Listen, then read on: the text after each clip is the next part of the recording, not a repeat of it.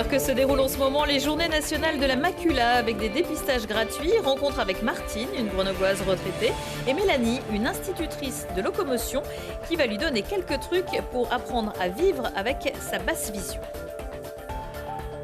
C'était la journée nationale de lutte contre les violences faites aux femmes. La SDH a remis ce midi un chèque de 1 000 € à l'association Solidarité Femmes Milena, le bailleur social isérois, qui héberge également une cinquantaine de femmes victimes de violences ainsi que leurs enfants. Et puis Östersund pour les uns, Ruka pour les autres. Les Coupes du Monde de biathlon et de ski de fond débutent ce week-end, notamment pour les athlètes du Vercors. Dans leur viseur, bien sûr, les Jeux Olympiques de Pékin qui doivent avoir lieu en février prochain. Bonsoir à tous, ravi de vous retrouver dans ce JT du jeudi 25 novembre 2021. Du lundi au vendredi à partir de 18h, l'essentiel de l'actualité du Grand Grenoble. La dégénérescence maculaire liée à l'âge, la DMLA, est la première cause de malvoyance en France chez les personnes âgées de plus de 50 ans. Il s'agit d'une altération de la macula. Jusqu'à vendredi, de nombreux professionnels participent à des dépistages gratuits dans le cadre des journées de la macula. Mieux vaut les diagnostiquer tôt pour anticiper ce qui peut conduire à un bouleversement dans le quotidien des personnes touchées. Lina Badreddine. Là, je vois pas à 3 mètres. C'est tout blanc, tout flou. Martine a 73 ans. Elle est atteinte de dégénérescence maculaire liée à l'âge, la DMLA, une maladie chronique arrivée subitement. Je faisais des courses dans une rue piétonne et puis je me suis dit, tiens, c'est bizarre, les enseignes de magasins dansent, sont gondolées. Je me suis dit, il y a quelque chose de grave qui vient d'arriver. Mais là, pour regarder le prix, voilà, 89,99 €. Oh bah alors, c'est cher, hein. Bon, là, je vois 2. La DMLA de Martine ne peut pas être traitée. Elle doit vivre avec sa pathologie et adapter son quotidien, mais elle refuse encore d'utiliser certains outils à sa disposition. C'est me mettre à nu. Et j'ai un peu honte. J'ai un peu... disons que ça me crée un peu de chagrin, quoi.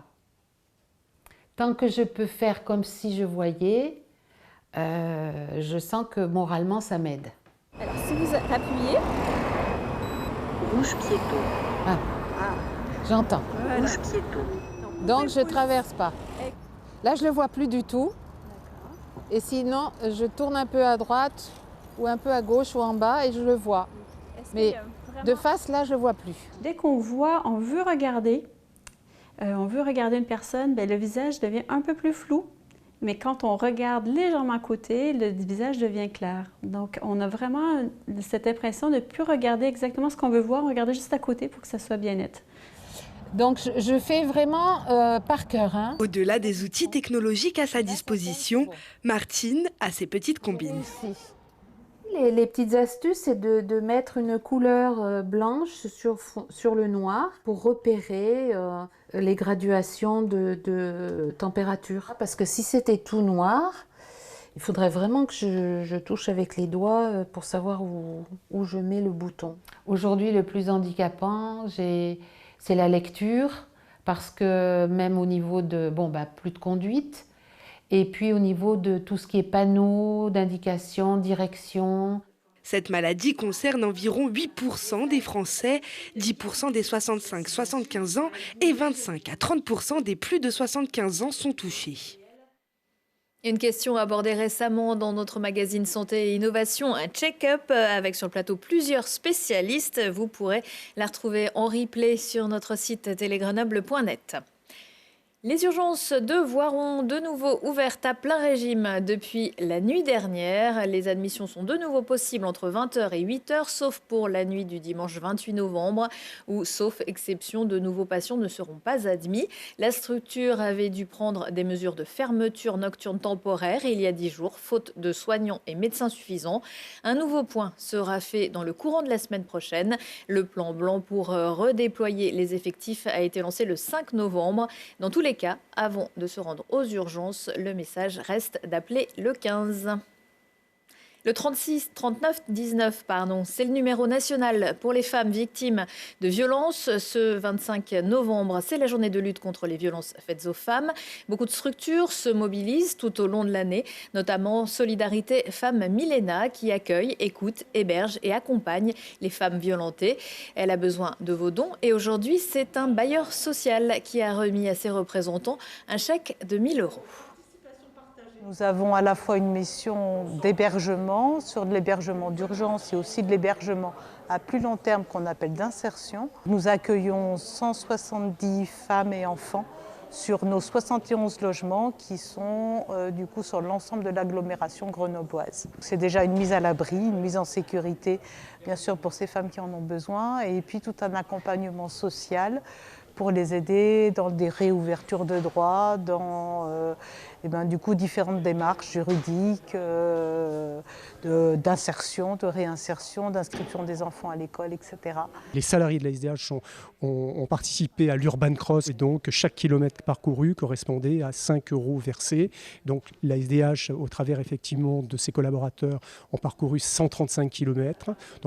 Donc on a atteint la somme approximativement de 700 € et le comité de direction a décidé en fait d'arrondir cette somme à 1 000 €. Et donc le chèque que nous venons de remettre à l'association Milena, justement traduit à la fois le partage de cette cause portée par les salariés de la SDH. Donc c'est une contribution qui peut paraître modeste, mais qui a véritablement un sens, une valeur symbolique extrêmement forte pour la SDH. Mais aux yeux de l'association, ça reste quand même une somme significative.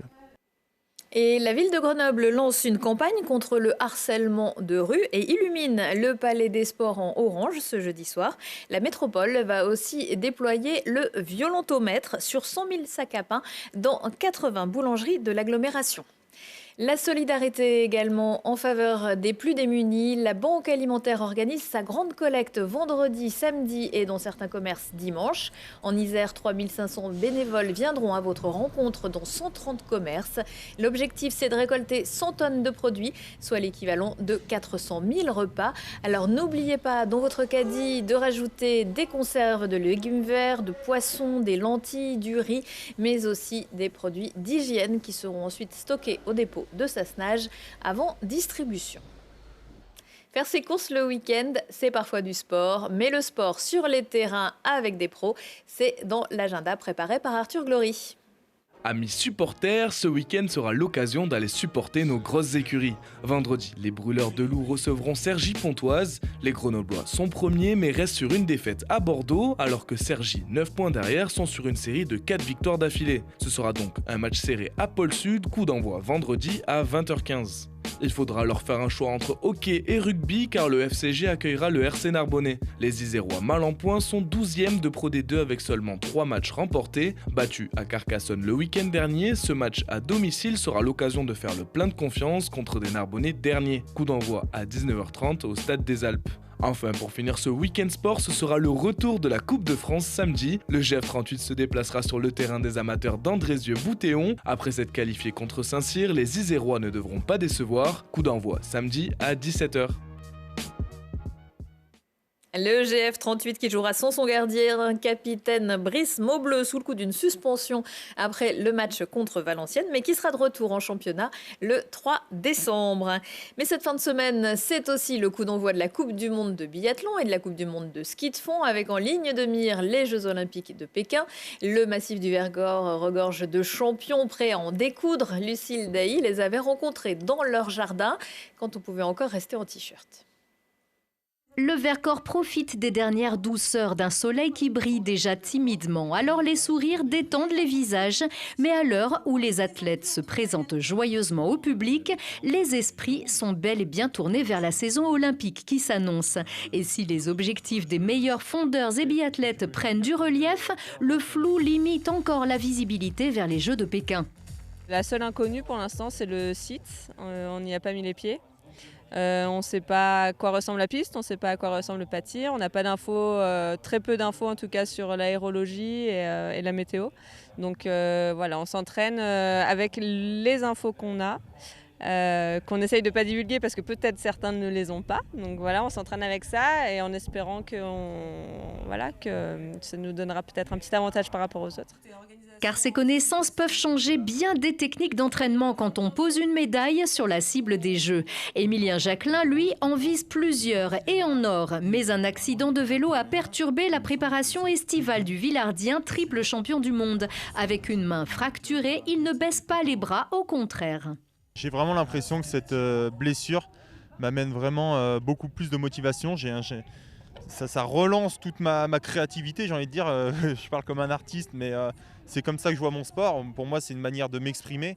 Et je pense par exemple que la course des championnats du monde l'an dernier, c'était tout simplement ma vision de faire du sport, qui je suis. J'ai tout mis dans cette course. Je pense avoir beaucoup appris de la saison passée et j'espère, en plus de cette blessure, avoir l'expérience nécessaire pour rebondir. Avec aussi le retour du public comme source de motivation. Après des performances en silence sur les pas de tir et au milieu des sapins, le contact et la clameur sont forcément les bienvenus. Je sais que beaucoup de gens nous ont suivis malgré, derrière leur télé, en fait pas en vrai, mais nous on n'entend pas. Mais voilà, de retrouver un peu des applaudissements et du contact avec les gens, c'est vrai que c'est quand même, c'est un autre sport en fait. Voilà, c'est un petit peu différent, mais c'est quand même plaisant. En espérant que les tribunes ne soient pas vides, à Pékin, les athlètes feront au moins le plein d'applaudissements sur le circuit Coupe du Monde tout au long de la saison. Et le début de la Coupe du Monde pour les biathlètes, ce sera donc à Östersund en Suède et pour les fondeurs à Ruka en Finlande. Retour de l'actu à 19h, 21h, 23h et en replay sur télégrenoble.net. On se quitte en musique avec un peu de chaleur, celle de Bonbon Vaudou, le duo formé par Oriane Lacaille et Jérém pour un nouveau spectacle qui prend le chemin d'un cimetière créole haut en couleur. Ils seront en concert vendredi soir à l'Espace Aragon de Villarbonneau avec aussi le groupe Sage comme des sauvages. Excellente soirée à tous.